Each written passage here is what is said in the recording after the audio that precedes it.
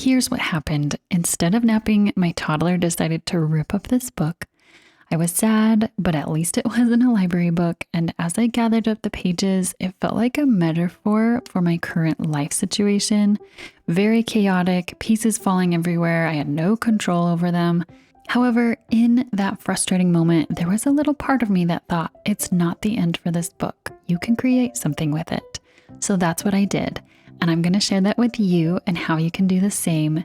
So let's make a collage in 5 steps. I'm Sarah from Ensign Insights, and if you've seen any of my videos, you know my art of choice is hand lettering in my journal. I've loved adding collages to my hand lettering because there are no rules and endless possibilities. Anyone can do it. You don't have to be able to draw or paint, but you can still fill a page with amazing colors and textures. And it's just like in life, when things feel messy and chaotic, you get to curate beautiful things, the things that make the hard stuff worth it. So here are 5 steps to making a collage. Step 1, choose your materials. You'll need scissors and glue and somewhere to put your collage. I like using my journal. I have this spiral bound one with pretty thick paper, and that works for me. And next, you need to choose where your images are coming from.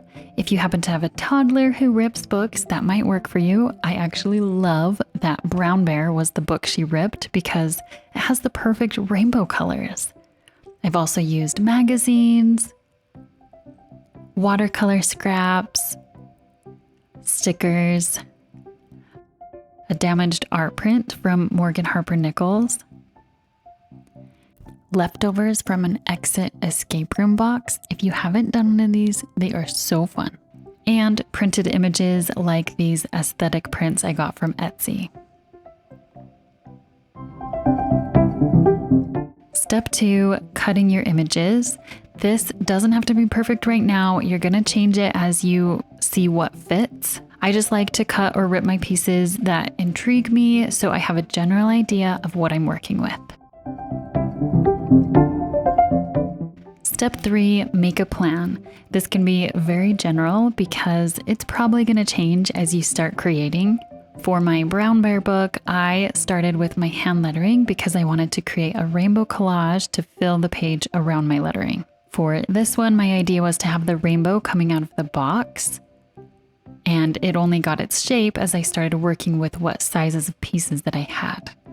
And with my really big poster-sized one, I just wanted a rainbow gradient. That was my only plan. Step 4, glue and shape and cut. Sometimes it's nice to cut your images to have a really clean line, but with the book that was already ripped, I loved ripping the pages even more to have that rough edge. Here's where it finally starts coming together. This can take a really long time, or it can be really quick depending on how detailed you're going to make it. The big poster one took me probably a whole week. Other smaller ones may take me a few hours or even 10 minutes. And a little hack, collages out of stickers are much faster because you're not cutting out anything.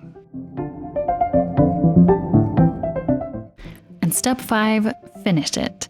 This is when I add my lettering. I went in with my Pentel Touch brush pen and I lettered over my pencil sketch. This is also the time to take a step back and look at your collage.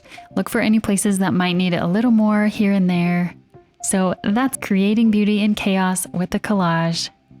You know, you have very little control of what life throws at you, but you get to pick up your pieces and create something with all of it.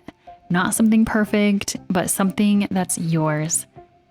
And with my Brown Bear book, I had several leftover pages, and so I ended up making 3 collages with these pages.